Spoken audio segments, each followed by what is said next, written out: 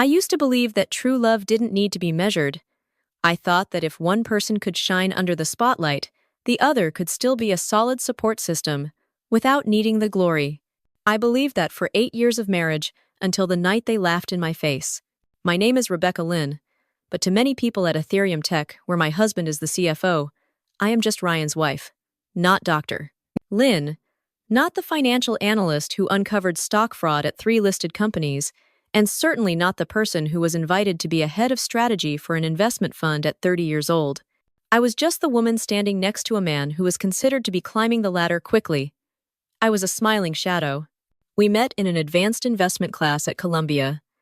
I remember the first day Ryan came to class late, with messy hair and an unbuttoned shirt. He sat next to me, smiled and apologized, then opened his notebook, writing notes with his left hand and typing on his laptop with his right, a multitasking style that I found both amusing and impressive. After class, we stood outside Butler Hall, talking about bubble-listed companies that we had both been suspicious of. He told me I was the first woman he could debate with about EBITDA without getting bored. We fell in love quickly, got married early, and moved to New York. I started at a large auditing firm, and then I opened my own consulting office.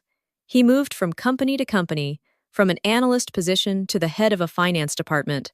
When Ethereum offered him the CFO position in San Francisco, I knew I would have to make a sacrifice, but I accepted it as a teammate, not as someone who was resigned to their fate. In the first few years, I continued to work remotely, keeping in touch with a few trusted clients and taking on small projects that I was truly interested in. I was still myself in some way. Ryan was still Ryan, at least during that time. He would often bring coffee into my office, read through the spreadsheets I was working on, and frown, asking, "How is that company calculating R&D expenses?" We once stayed up late together to analyze a shady M&A deal and shared instant noodles because we ran out of money after he made a bad investment in a tech stock. Those days were clear and fair, but gradually, everything began to change. I didn't notice it right away. Changes always begin with silence. One night, he forgot to ask me what I had done that day. Another time, he cut a call short when I started talking about an unusual report. There was a fleeting frown when I mentioned the debt-to-equity ratio in the tech industry from the past year. Then he was appointed CFO. I remember the evening he came home, his face beaming as if the world had knocked on his door and called his name. They chose me, not the internal candidate, not the person with an MBA from Stanford. They chose me because of my vision, he said while pouring wine and turning on the jazz music we used to listen to on cold nights. I hugged him and congratulated him with all my heart. But I also understood that from that moment on, I was no longer a partner. I was the person on the sidelines. She appeared not long after that, Vanessa Cortez. Vi, as everyone called her. 28 years old, an executive assistant with long black hair always tied up as if she were ready for action. She had expensive taste in clothes, and a way of speaking that was friendly enough not to be hated, yet arrogant enough to make others feel like they were falling behind. The first time I met Vi was at a small internal event. She walked over and shook my hand with a radiant smile. "You're Rebecca, right? You seem quieter than I thought." The comment was just enough that I couldn't react, but also enough for me to understand that I was being judged. I'm not the jealous type, but I know how to read signs. And the way Vi looked at Ryan, the head tilt, the accidental shoulder touch, the messages that came in at midnight, none of it was innocent. I asked him about it once, and he laughed. "Do you really think I would?" With Vi, she's like a little sister on the team. After that came a series of silent dinners. The times he came home late. The weekends I had dinner alone, because he had a strategy conference to attend. And then there was that gala. They sent the invitation to my personal email with a simple line. "Your presence would be our honor." Ryan told me I should go, that it was an important event. He said I should choose the blue dress I had worn for our 5th anniversary dinner. I found that strange, since he hadn't paid attention to my clothes in a long time. I arrived on time, with my hair in a neat bun, light makeup, and the blue dress he had chosen. The St. Regis Hotel ballroom was filled with golden light, the sound of glasses clinking, murmuring laughter, and the scent of expensive perfume. Tyler, the CEO of Ethereum, stood in the middle of the room, drawing all eyes. Ryan stood next to her, holding a wine glass and smiling, as if the room was his stage and he was the main actor. I walked to the guest table, looking for my nameplate. And then I saw it. A clearly printed card, with elegant, slanted calligraphy on luxurious ivory paper, just a gold-digging housewife. I froze. At first, I thought I had misread it. But when I turned my head, I saw Vi, just a few feet away, covering her mouth with her hand, her eyes curved in a smile. One of Ryan's colleagues nudged the person next to him, whispered something, and chuckled. Another person held up their phone and took a picture of the card. And Ryan, he was looking at me. No, not really, he was looking in my direction, but his eyes didn't meet mine. His gaze passed right through me as if I were transparent. And he didn't say a word. Not a single word. I don't remember how I turned away. I don't remember how long it took me to leave. I just know that when the glass doors of the hotel closed behind me, I was no longer the woman I had been before. And that strangely made me smile. I woke up the next morning to silence. Not the peaceful silence that usually follows a long night, but a cold, desolate kind of silence, as if all the warmth had been sucked out of the house. Ryan hadn't come home. I knew that when I looked at the empty side of the bed and saw the pillow next to me was untouched. There was no indentation, no familiar scent of perfume, nothing but an empty space. But the strange thing was, I wasn't angry. I didn't cry. I just lay there, my eyes wide open, silently repeating a single question in my head. Why did he think I wouldn't react? For years, I had gotten used to people calling me Ryan's wife, that woman who used to work in finance, the woman who cooks well and knows how to keep quiet at gatherings. I had let them call me that because I thought a career wasn't the only thing that defined a person. But now, when they turned me into a public laughingstock, and Ryan was silent as if he were an accomplice, I knew I couldn't continue to live as a polite ghost. I made coffee. With one hand.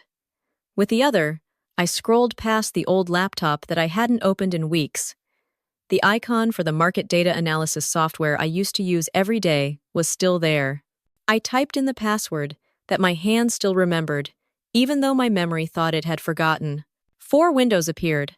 SEC filings, Bloomberg Terminal, Data Whale, and the internal system I used to access as a consultant. Everything was still working, as if it were waiting for me to come back. I started with Ethereum Tech's most recent quarterly financial report. The tech company was being courted with a sky-high valuation, preparing for an IPO with the expectation of being the next Tesla of the AI field. I gave a faint smile. Their balance sheet looked suspiciously clean. Quarterly revenue growth had suddenly surged after 2 stagnant quarters, R&D expenses had dropped abnormally, and there was a series of early revenue recognitions from contracts that hadn't been fully delivered yet. What did that mean? They were trying to make the books look good, or at least give that impression. I opened the list of internal stock transactions. It seemed accidental, but it wasn't. A series of board members sold their shares a few days before positive announcements were made public. That was a sign of insider trading, a type of crime that could lead to criminal charges if intent could be proven. And in the middle of all those documents, I saw a familiar name, Tyler Jameson, the CEO, and below the approval records, the CFO's signature, Ryan Blake. We used to share a dining table, a bed, and even dreams. Now I was tracking every number he signed to trace fraud. I worked all day without leaving my seat. When night fell, I opened a new window. I created an anonymous account on the investment forum Finscope, where I used to follow in-depth discussions. The username? Equity Watchdog 47. My first post was over 3,000 words long. The title, Red Flags in Ethereum Tech's IPO, a deep dive into questionable accounting practices. I attached charts of unusual growth, a comparison table between the published financial reports and the actual cash flow, along with the suspicious timing of the board's stock transactions. I wasn't accusing anyone. I was just asking questions. Questions that would make anyone who read them feel uneasy. I hit post at 2:14 a.m. The next morning, I woke up to over 200 shares. The forum started to explode with comments. Some people called me a fearmonger, but most were independent investors thanking me for pointing out things they had long suspected. That evening, I received the first email from an anonymous address. I'm a finance employee at Ethereum. I don't dare to go public, but what you said is true. They're pushing R&D expenses to the next quarter to make the books look good. I have internal documents if you want them. I sat motionless for a few seconds before opening the attached file.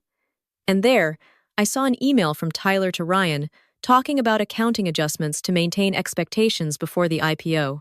There was also a screenshot of Slack, where Vi joked about how Ryan's wife probably doesn't understand what's going on, she only knows how to drink wine and force a smile. The message was sent on the night of the gala. I saved everything to a new folder on my desktop. The folder name, Justice. Ryan came home on Tuesday evening. His face was pale, his footsteps heavy, as if he were carrying the whole company on his shoulders. Rebecca, we need to talk. I didn't take my eyes off the screen. I was adjusting a chart comparing the real and fake profit margins. About what? I asked, my voice calm. There are rumors. That article about the company is causing a stir. The media is starting to pay attention. Tyler is losing control.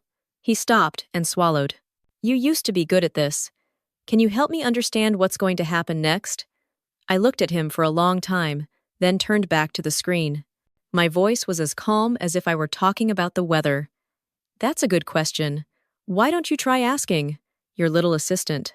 He didn't say anything. I closed my laptop, stood up, walked to the file cabinet, and pulled out a stack of papers. On it were printouts of new consulting contracts, a list of clients ready to sign, and details of the personal investment account I had been quietly reactivating over the past month. I thought you should know I don't play with spreadsheets anymore. Do you want me to continue writing Chapter 3, The Fall and the Rise, where Rebecca completely takes down Tyler, Vi, and Ryan and returns to the peak of her career?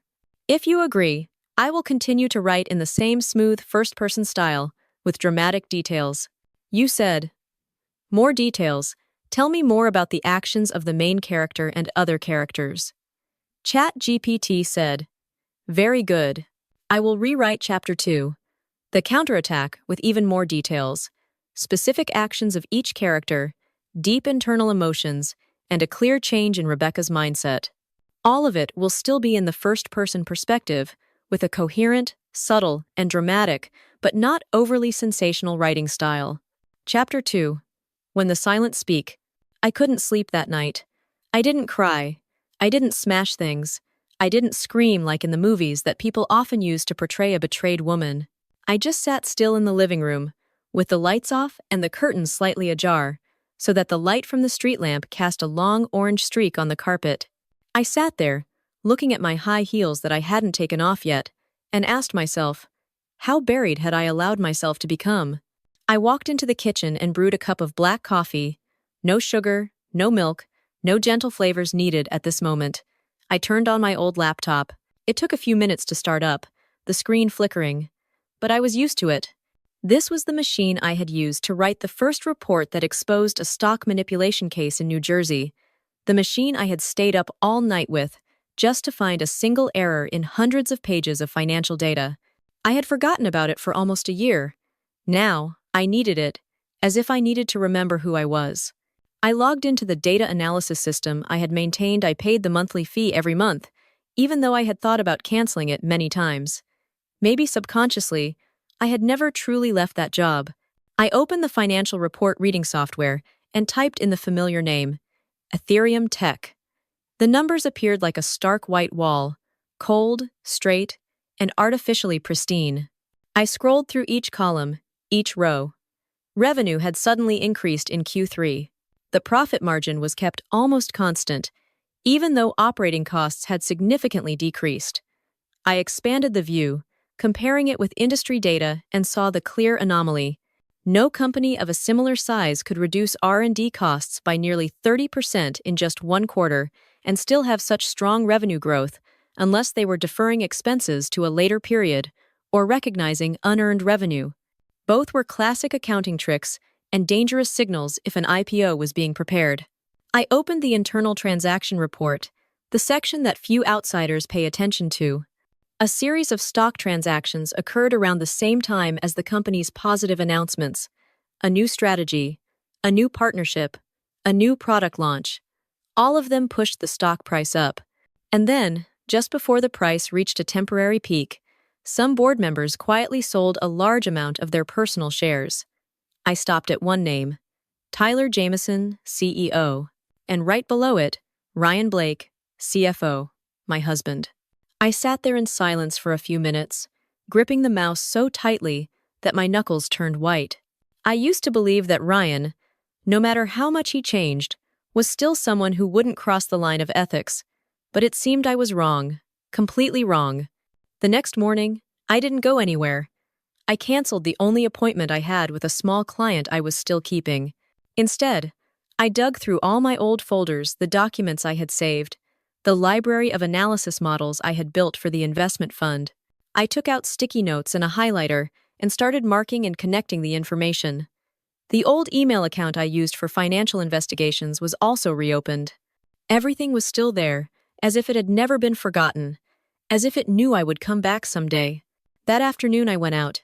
I went to an old coffee shop in Pacific Heights, the place where I used to meet a few small clients when I first came to San Francisco. I sat at a table near the window, opened my laptop, logged into the investment forum FinScope, and selected the Create Anonymous Account function. I chose the name Equity Watchdog 47. The first article I posted was almost 3,000 words long. I spent over 3 hours writing and revising it more than 5 times. No accusations, only questions, only evidence, only data. I started the article with a line, "When a company's growth is faster than the industry can explain, you should ask, what are they hiding?" I listed the red flags: recognizing incomplete revenue, moving expenses to another quarter, insider trading before public announcements, growth that doesn't match the spending ratio. I attached charts, linked to the financial reports, and provided explanations for each anomaly. I ended the article with a line, "I'm not accusing, I'm just analyzing, but investors deserve to know the truth before the IPO happens." I clicked post at 4:37 p.m. Then I ordered a second espresso and waited. Less than 24 hours later, the article was shared over 500 times. I received the first email from an anonymous account. "I'm an internal accountant. They made me adjust the books twice before the board meeting. I have the documents. Do you want them?" I replied, "Send them to this address. I guarantee your identity will be kept confidential." And then other emails started to come in. A legal department employee said they were once forced to change the wording in reports submitted to the SEC. A programmer revealed that the software Ethereum announced was ready for commercial use was actually still in the internal beta testing phase. Someone, probably Vi, sent me screenshots from Slack, an internal executive chat group. The screenshots were from 11:47 p.m., right after the gala. "Did you see Rebecca's face? Priceless. Savage AF. She'll never dare show her face again. Ryan said she needed to be reminded of her place." I read the last line twice. The second time, my hands didn't shake, but my lips were pressed together tightly. I saved everything to a folder named Strike. 3 days later, Ryan came home earlier than usual. He walked in, his shirt wrinkled, his tie crooked, his eyes sunken from lack of sleep. He went straight to the kitchen, didn't greet me, didn't ask how I was, just poured a glass of water and slumped into a chair like someone who had just been through a storm. "Rebecca," he began after almost a minute of silence, "there's a problem at the company." I was still sitting in front of my computer. A window popped up, a notification that the SEC had opened a preliminary investigation into Ethereum's financial reports. "Good," I replied, my eyes not leaving the screen. He looked up. "You know something, don't you?" I closed my laptop and slowly stood up. "I know more than you think." Ryan stood up too, trying to grab my hand. "What did you do?" I looked him straight in the eyes. There was no anger. No pain. Just the cold sobriety that had been lost for so long, now returned. "I reminded everyone that your wife isn't a mediocre gold digger," I said, my voice slow, "but a financial expert with a PhD, 10 years of experience, and now a very clear goal." He didn't say anything else. Because he knew. Because from the moment he chose to stand by and watch me be humiliated, all other choices had already slipped from his hands. There was no thunder, no warning bells. When an empire begins to crack, it always happens in silence like a wordless melody that only the perceptive can hear the stumbling rhythm beneath the facade. On the 5th day after my article went viral, the SEC sent a notice to open a preliminary investigation into Ethereum's financial reports.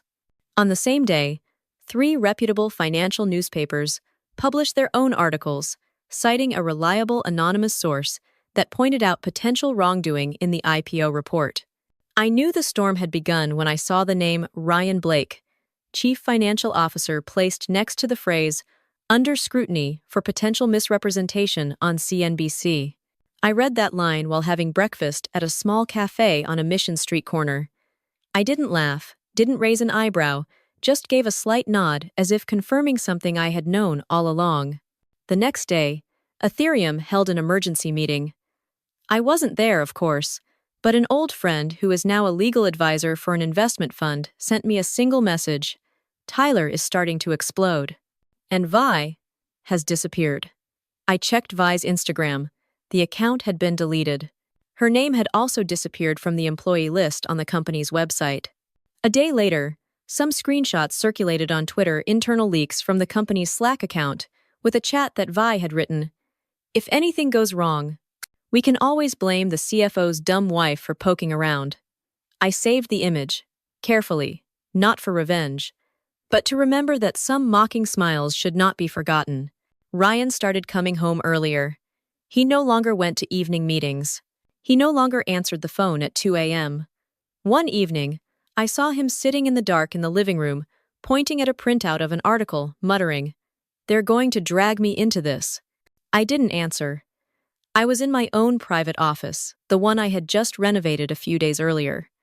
I called it the strategy room, even though I was the only one in it. A desk, 2 monitors, a whiteboard covered in notes, and several stacks of documents I had printed out from the whistleblower sources. I was still compiling, organizing, and classifying the evidence not for fun, but because I already knew what I was going to do next. I didn't just want to see them exposed. I wanted to make sure no one could ever do the same thing again. I sent all the documents encrypted and digitally signed to 3 places. 1. The SEC with the subject, Supplemental Anonymous Evidence. 2. A financial reporter at the Wall Street Journal. SAN. The investment fund, Stanford Capital, which had almost invested in Ethereum.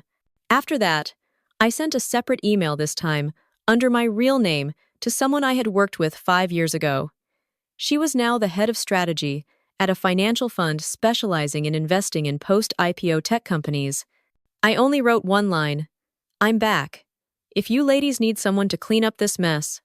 A day later, I received an invitation for a Zoom meeting. 3 days later, the contract was signed. Over the weekend, I cleaned out my old office, the place where I used to play with spreadsheets for fun, according to Ryan. I gathered all my finance books, notebooks, and analysis models I had printed out from years ago and carefully stacked them in a cardboard box. Not to throw them away, but to remind myself that I had once taken a step back, and now I wouldn't anymore. Ryan walked in while I was organizing. He stood at the door, his hands at his sides. "Are you really leaving?" I looked up, not surprised. I had been waiting for that question for a long time. "I thought you already knew." From the night of the gala, I had already started to go. I just hadn't left the house yet. He didn't answer. But I saw something in his eyes. Maybe regret, maybe remorse, but definitely not love. I walked over and placed an envelope on the table. "Divorce papers. I've already signed them. You just need to fill in the date." He took the envelope, his hand shaking slightly. I turned away. No more words were needed. A week later, I flew to New York. The city was still crowded and noisy, but I had never felt it so close. I rented a small apartment in Soho, reopened my consulting office under my own name, and started the first day of my new job, Director of High-Risk Investment Research at Whitman Partners Capital. On the 3rd day, an article appeared on the front page of the Wall Street Journal. "The Woman Who Dismantled Ethereum's IPO: How a Quiet Analyst Turned the Tech World Upside Down" by Catherine Snow. It was accompanied by a profile photo. I was standing in front of my office window, looking down at the city, holding a cup of coffee. I don't know when they took the picture, but it was the most authentic one. A direct gaze, Not angry, not arrogant, just the clarity of someone who was finally standing where they belonged. I used to be the wife behind the scenes, a blurred shadow in the life of a man who was praised. Now, I am myself clear enough that no one dares to ignore me, and quiet enough that I don't need to scream to be heard. And I made a promise to myself: I will never let anyone else, including myself, blur that out again.